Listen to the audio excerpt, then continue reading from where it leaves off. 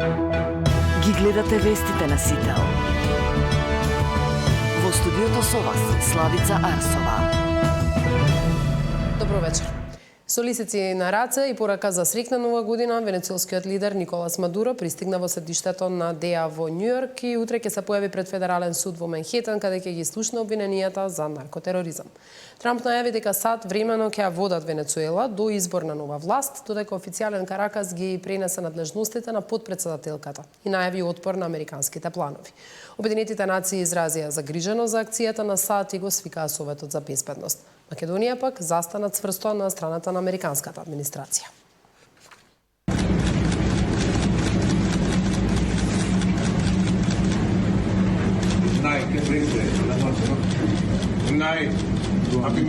Со желби за среќна нова година и лисици на рацете, Мадуро пристигна во седиштето на ДЕА во Њујорк. По фотографијата која од него ја објави Белата куќа, на социјалните мрежи се појави и видео објавено од профил кој се поврзува со администрацијата на Трамп. Тој утре треба да се појави пред Федералниот суд на Менхетен, каде што ќе ги слушне обвиненијата за наркотероризам. Нема фотографии од неговата сопруга, но американските власти објавија дека и таа ќе се соочи со обвиненија. Трамп вчера на пресконференција рече дека до изборот на нова власт Америка ќе ја раководи земјата, додавајќи дека актуелната опозиција не е подготвена за тоа. Пред американските граѓани објаснуваше дека за тоа нема да платат ништо, бидејќи Венецуела има резерви на нафта. We're not spending money. The oil companies are going to go in. They're going to spend money. We're going to take back the oil that, frankly, we should have taken back a long time ago.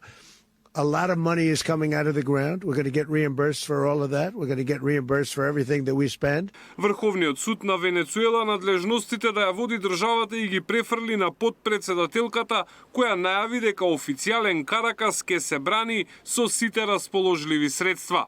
Nosotros estamos listos para defender a Venezuela. Nosotros estamos listos para defender nuestros recursos naturales que deben ser para el desarrollo nacional.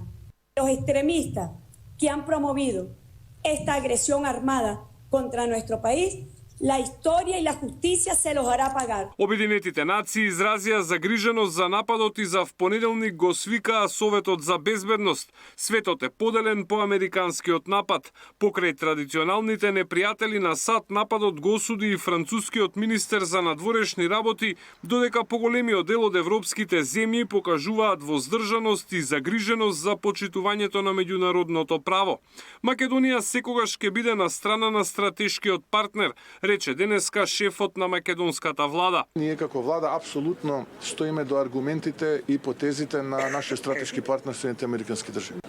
Но на што мене најмногу ме загрижува е громогласната тишина која што истите тие европски земји и светски земји се случуваше во минатото, кога меѓународното право се кршеше на грбот на Македонија и македонскиот народ. И како тогаш сите тие се оглуве и никој од нив не го коментираше сето тоа. И како сега наеднаш сите тие коментираат дали било тоа меѓународно право или не било меѓународно право. По нападот ситуацијата во Каракас е мирна, но и таму луѓето се поделени. Y estamos exigiendo al gobierno genocida de Estados Unidos que nos devuelva o que nos dé una fe de vida de nuestro presidente que fue secuestrado en un acto vil, cobarde y canalla del gobierno imperialista que quiere hacerse de nuestros recursos, porque no les interesa ni la libertad ni la democracia, les interesa nuestro petróleo, les interesa nuestros recursos naturales. Muchos venezolanos ahorita están muy contentos con lo que acaba de pasar. Otros no, dependiendo de cada opinión, cada cabeza es un mundo. Pero de verdad, ahorita tenemos un poquito más de esperanza. Нападот врз Венецуела и заробувањето на Мадуро беше кулминација на акцијата која Трамп ја спроведува против Каракас од самиот почеток на својот втор мандат. Тој не ја исклучи можноста за нови американски напади, доколку Венецуела продолжи да дава отпор. Александар Спасовски, Сител телевизија. Се самообвини дека премиерот Мицковски со поддршката за американската акција во Венецуела се обидува политички да се дистанцира од своите, како што велат блиски партнери Александар Вучич и Виктор Орбан, кои според опозицијата со години соработувале со режимот на Мадуро. Од СДСМ порачуваат дека ваквите изјави не можат да го исперат премиерот од одговорност за блокираниот европски пат и актуелните корупцијски сомнежи. Мицковски пак повлече паралела меѓу кршењето на меѓународното право во случајот Мадуро, за која алармираат дел од европските лидери, и кршењето на меѓународното право, на кое, како што вели, жртва со години е Македонија. Откри дека земјава со европски експерти го изготвила акцискиот план за малцинства, кој како обврска произлезе од францускиот предлог, но и овој документ без суштински забелешки бил отфрлен од Софија, бидејќи, тврди Мицковски, бил испратен на македонски јазик. Акцискиот план за заштита на малцинствата е одбиен од Софија и бил напишан на македонски јазик. Ова денеска го откри премиерот Христијан Мицковски, кој во детали објасни како се подготвувал документот кој е дел од преговарачката рамка. Уште пред да почне изработката, Мицковски вели дека ги предупредиле партнерите во Брисел и најдобриот акциски план ќе биде одбиен од Бугарија. Документот за заштита и унапредување на правата на малцинствата го изработила италијанка, како што вели Мицковски, врвен експерт. На барање од Брисел, земјава и пред време го испратила до Софија, но како што вели Мицковски, бил одбиен дека е напишан на македонски јазик. Ако они мислат дека ние ќе го испратиме на друг јазик, ние немаме друг јазик согласно уставот, а тоа е македонски јазик, а тие уште еднашка покажуваат дека нема врска малцинството или бугари во устав. Има многу подлабоки корења нивните барања и многу подлабоки се проблемите и уште еднашка покажуваат дека нивната намера е сосема поинаква. Жалам уште еднашка што испуштија шансата да покажат дека се добри соседи. Ниту една земја членка нема против, нити едно малцинство во Македонија, бидејќи имаше јавна дебата, јавна расправа, нема против. Е проблем било што било на македонски јазик. Во меѓувреме Мицковски вели дека имало повеќе иницијативи од европските челници за средба со бугарските власти, но тие сите биле одбиени. Имаше иницијатива и од претседателката фон дер Лајен и од претседателот Кошта на таква средба да се организира во Брисел. За жал, од другата страна ја одбија таа средба. Потоа имаше иницијатива од Париз, тие да бидат домакини на оваква средба, повторно ништо. Имаше иницијатива од Берлин, тие да бидат домакини на оваква средба, ништо. Пораката од Софија беше, ама ние треба заедно да разговараме. Чекайте се. Дајте да се одлучиме. Билатерален ли е проблемот? Или ние имаме проблем со Брисел? Ако е билатерален, тоаш вие потврдувате тезата дека го билатерализирате процесот на пристапување, дека нема врска копенхагенски критериуми. Ако е така, да знаеме. Премиерот вели дека во моментов земјава нема никакви контакти со Бугарија, но како што рече, стоиме на располагање било кога и било каде да разговараме и да ги представиме нашите аргументи. Зоран Јаневски, Сител телевизија.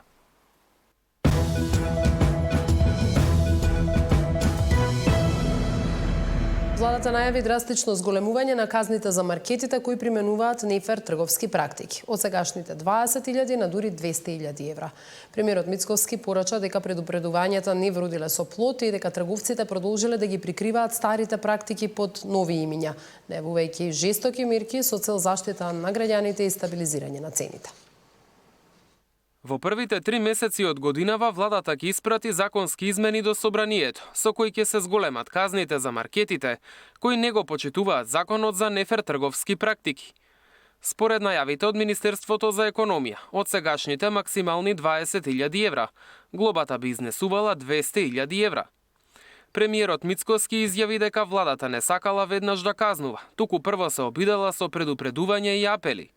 Но, како што рече, дел од трговските ланци не го смениле своето однесување. Продолжиле со нефер практики, само што сега ги прикривале со други имиња. Се обидуваат да ги видоизменат тие нефер трговски пракси за производот да добие подобро место на рафтовите, да биде повизибилен и така натаму. Па тоа што порано беше некаков процент во форма на работа или не знам, денеска е маркетинг услуга за истражување на пазар и така натаму. И тоа полека, но внимателно го документираме и го следиме. Кога ќе бидеме целосно подготвени, а мислам дека наскоро тоа ќе се случи, ќе почнеме да превземаме жестоки мерки, како велат нашите поискусни и повозрастни велат, на човек со сила не можеш да му дадеш. Така што ако тие не може да ја препознаат пораката и упорно нивен главен интерес е профитот на сметка на граѓаните, тогаш ние како влада и како институции немаме друга опција освен да ги заштитиме интересите на граѓаните. Мицкоски не одговори дали станува збор за истите маркети за кои претходно беше утврдено дека биле дел од картелско здружување. За тој случај рече дека е од времето на претходната власт и дека оваа влада само го процесуирала. Земјава од подамна се обидува да стави ред со цените во маркетите. Законот за нефер трговски практики стапи во сила пред година и пол, а очекувањата беа дека ќе следи поевтинување на 2500 производи за 10%. Тоа не се случи. Цените не паднаа ни по законските измени со кои трговците беа обврзани да ги објавуваат цените на сите производи на нивните веб страници. Последно замрзнување на маржите имаше лани, откако во обемни контроли пазарните инспектори открија двоцифрени маржи, и кај маркетите и кај дистрибутерите. По завршување на ограничувањето беше направена анализа на базичната инфлација, но таа не резултираше со мерки против поскапувањето. Државна статистика пресмета годишна инфлација во ноември од 4%. Колкава била во декември, ќе се знае во четврток. Мартин Арсов, Сител телевизија. Нова сообраќајна трагедија, 40-годишна жена со автомобил смртно прегази пешак во Волково. 60-годишникот починал на лице место. Станува збор за прва жртва во сообраќајка оваа година во држава која со години бележи алармантен број на загинати на патиштата. Власта очекува дека со воведувањето на системот Safe City и со казните кои ќе започнат на 1 февруари, бројот на жртви ќе почне драстично да се намалува. 40-годишна жена смртно прегази пешак. 60-годишникот Скопско Волково е последната жртва како последица од невнимание на возач. Вчера скопјанка со Мерцедес удрила во мажот, а тој од повредите починал на лице место. Смрт констатирал лекар од итната медицинска помош. Сообраќајката се случила вчера вечер во 21 часот, а неколку часа подоцна полицајците ја уапселе жената. Увид направи екипа од СВР Скопје и по целосно документирање на случајот против возачот на автомобилот ќе биде поднесена пријава под член 300 од Кривичниот законник, соопшти од МВР.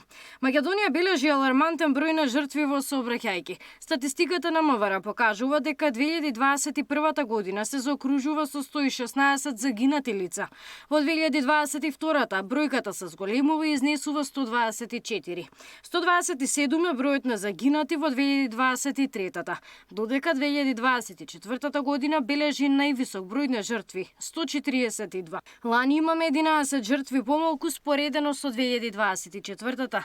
Со Safe City ќе се намали бројот на загинати во сообраќајки, очекува премиерот. Од декември месец 2025 немаме починати како резултат на тешка телесна повреда, како резултат на сообраќајна незгода во Скопје. Споредено со декември 24-та, кога имало 5. 0 и 5, тоа е јасна разлика. Промени нема. Тест периодот завршува на последниот ден од јануари. Казни за сите прекршители на законот ќе има веќе од 1 февруари. Ако 2024 имавме 142 починати, сега имаме 131 починати, 11 помалку. И предпоставувам таа бројка ќе паѓа. Ние сме решени со овој процес да одиме до крај, а потоа да го прошириме и во другите средини, во другите градови, каде што соодветно на физибилити студијата има проценка дека е потребна. Така што до овој момент нема промена на активната примена на Safe City, односно безбеден град, а тоа останува да биде 1 февруари 2026. Камери, освен во Скопје, ќе има и во Куманово и Тетово, како и долж коридорите 8 и 10. Габриела Лескова, Сител телевизија. Тоа беше последна информација во